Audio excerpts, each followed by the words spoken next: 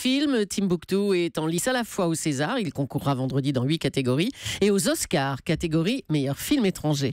Le réalisateur Abderrahmane Sissako est votre invité, Thomas, pour l'interview Vérité d'Europe 1. Bonjour Abderrahmane Sissako. Bonjour. Timbuktu, c'est l'histoire de cette ville malienne tombée sous le joug des fondamentalistes religieux en 2012. Vous avez choisi de montrer le quotidien des habitants. Et quand on voit votre film, on a l'impression de voir un documentaire. C'est votre volonté de montrer la réalité de ce que font subir les djihadistes dans les villes qu'ils prennent ? Oui, certainement, parce que pendant l'occupation de cette ville-là, on parlait beaucoup de l'occupation, on parlait beaucoup de djihad, des djihadistes, mais très peu de la vie, de gens qui ont subi ça. Donc, et ça, on le voit vraiment, le quotidien pendant le film. Oui, pour moi, c'est important parce que c'est eux qui souffrent, le premier. Pour vous, ce sont les mêmes qui terrorisent la population de Timbuktu, de Kobani, et qui ouvrent le feu à Paris, à Bruxelles et à Copenhague. Il y a un lien évident pour vous ?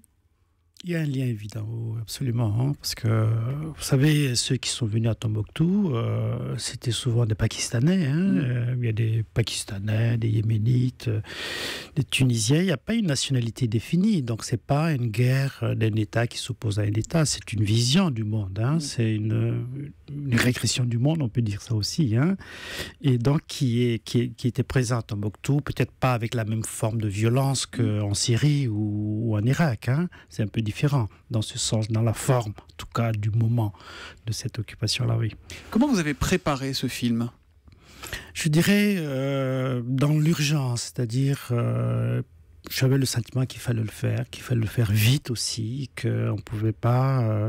le métier d'un cinéaste, c'est ça, c'est raconter son monde. Et donc, il fallait faire vite, et j'ai écrit vite, ça s'est vite produit aussi. Mais vous avez rencontré peut-être des djihadistes repentis ou pour décrire aussi bien cette réalité, ce quotidien ? Non, je ne pense pas qu'on ait vraiment besoin de rencontrer un djihadiste pour raconter le djihadiste. Parce que d'abord, pour moi, c'est un djihadiste, c'est pas un homme si différent des autres.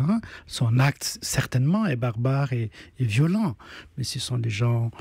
Vous savez, c'est toujours terrible de revenir là-dessus, mais ce qui s'est passé à Paris le 7 janvier est terrifiant dans le sens aussi que ces deux garçons ont dû peut-être la veille s'asseoir, les frères Kouachi, s'asseoir sur une terrasse de café en prenant un café. C'est possible. Donc, c'est pas des gens si différents. Ouais. D'ailleurs, c'est ce qui est marquant dans votre film, c'est qu'on est à la fois terrorisé par ces djihadistes et en même temps, vous les humanisez beaucoup. Vous y avez tenu, ça, c'était important pour vous ? Oui, très important. Ce qui est presque gênant, c'est qu'on voit pas des monstres au quotidien. On voit des gens qui font des choses atroces par moment, mais on voit pas des monstres en permanence. L'acte est monstrueux. Mais l'homme, c'est commis par un homme, par un être humain. Lorsqu'on a été enfant, on a été bon. On n'est pas avec des barbes. On est enfant, donc fondamentalement bon. Et qu'après, on se transforme en quelque chose. Ça, c'est important. On peut pas... L'art n'a pas le droit de retirer totalement toute humanité chez quelqu'un. Ça veut dire que vous pensez que ces gens, parfois très jeunes, sont récupérables, qui peuvent faire le chemin inverse ? C'est à chaque cas peut-être, mais de façon générale, il faut croire en l'homme. Moi, je crois que oui, on peut récupérer quelqu'un. Oui. Vous vous moquez aussi d'eux. On les voit fumer en cachette alors que c'est interdit. On en voit un autre danser. Ça aussi, c'est interdit par les règles qui s'imposent par la force aux habitants de Timbuktu. Parce que je trouve qu'il y a pas de conviction réelle profonde, il y a pas une foi, je crois pas ça. Je pense qu'il y a de l'hypocrisie dans les actions, que ceux qui disent couvrez-vous, couvre-toi le visage, en même temps désirent la femme de l'autre. Donc il y a une contradiction dans ça. C'est fait ce que je dis, pas ce que je fais, c'est ça ? C'est ça le message politique finalement que vous retenez de tout ça, c'est qu'il n'y a pas une sincérité de... Oui, il n'y a pas une sincérité, il y a une légèreté, mais c'est ça qui est terrible à la fois aussi. Quand on aborde les choses comme ça, avec simplicité, avec légèreté, et qu'au final, c'est l'homme, l'être qui est humilié dans son quotidien, ou qui est tué, ou massacré, c'est terrible. Donc ce côté un peu, ils sont légers, est pour moi une gravité en fait. Est-ce que c'est aussi un message que vous envoyez aux jeunes tentés par le djihad ? Ne vous laissez pas leurrer, c'est pas une vie douce que l'on vous promet, c'est une vie d'interdit, de violence, de brutalité. Est-ce que c'est important de le montrer, ça ? Oui, c'est un message à tous, pas seulement aux jeunes, mais aux adultes aussi. Parce qu'un jeune, c'est quoi ? Un jeune aussi, c'est quelqu'un parfois qui est perdu. C'est, je pense, d'éviter l'amalgame. Voilà, quand on regarde situation pareille. Oui, c'est un message, tout simplement un message que de ne pas tomber, pour moi, de ne pas tomber vraiment sous la peur, en fait. Il ne faut pas avoir... Il y a une scène magnifique dans le film où l'on voit des enfants, des jeunes jouer au foot sans ballon. Vous voulez raconter quoi dans cette scène? Elle est touchante, mais on se demande presque pourquoi elle nous touche à ce point-là. La résistance humaine par un acte pacifique. Moi, je pense que... Privez-nous de ballon, on jouera quand même. Privez-nous de tout, on sera toujours debout. Cette capacité d'être ensemble pour être contre quelque chose, mais de façon pacifique. Ce film, Timbuktu, vous l'avez tourné en République de Mauritanie, République islamique de Mauritanie. Pourquoi vous ont-ils permis ce tournage? Ils savaient que vous alliez... ça ne va pas être le sujet qu'ils préfèrent quand même. Mais islamique n'est pas un problème, c'est ça en fait. Bien sûr. Et ceux qui s'accaparent en quelque sorte, qui prennent en otage aussi la religion, font de l'islam, c'est qu'il ne devait pas être, en tout cas aujourd'hui.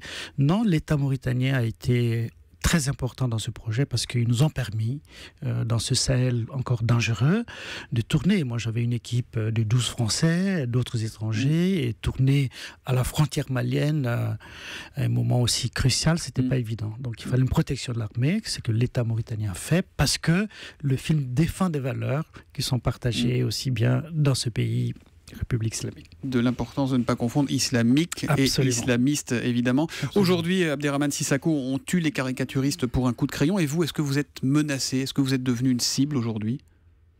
Bon, c'est une question que j'aime pas trop aborder. Voilà. Je crois que la menace, c'est pas une question physique seulement.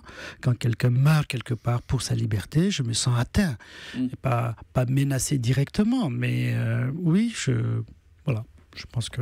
Mais alors comment répondre? Parce qu'on se sent tous un peu démunis, particulièrement ce matin encore, en France, au Danemark, ailleurs. Comment résister, Abderrahmane Sissako? La première résistance pour moi, vraiment, c'est de ne pas avoir peur. Parce que la peur est une victoire pour ces gens-là. C'est fait pour ça. Quand on va à Copenhague, effectivement, pour tuer des gens qui sont dans un débat ouvert, c'est une façon de dire ne vous réunissez pas, ne vous réunissez pas, ne parlez pas. Et voilà, c'est interdire en quelque sorte ça. Et si on tombe sous ça, c'est un recul. Rester debout, marcher, vivre, sortir, s'amuser. Et croire en l'homme, quand même, coûte que coûte. On va finir sur une note plus légère. Dans le meilleur des cas, d'ici une semaine, maintenant, vous aurez 8 Césars et un Oscar. Vous en ferez quoi? Vous avez de la place chez vous? Vous avez prévu, non? Bon, j'ai fait ce film avec beaucoup de gens, donc je crois qu'il y a autant de personnes pour partager tout ça. Ouais, vraiment, on va se les partager, sans problème. On vous souhaite en tout cas de les avoir. Merci Abderrahmane Sissako d'être venu en direct sur Europe 1 ce matin. Si ce n'est déjà fait, il faut aller voir Timbuktu, toujours à l'affiche. Et on vous souhaite bonne chance. Comment on dit Merde, bonne chance. C'est ça, voilà. Bonne chance pour les Oscars et pour les Césars. Merci Abderrahmane Sissako, très bonne journée.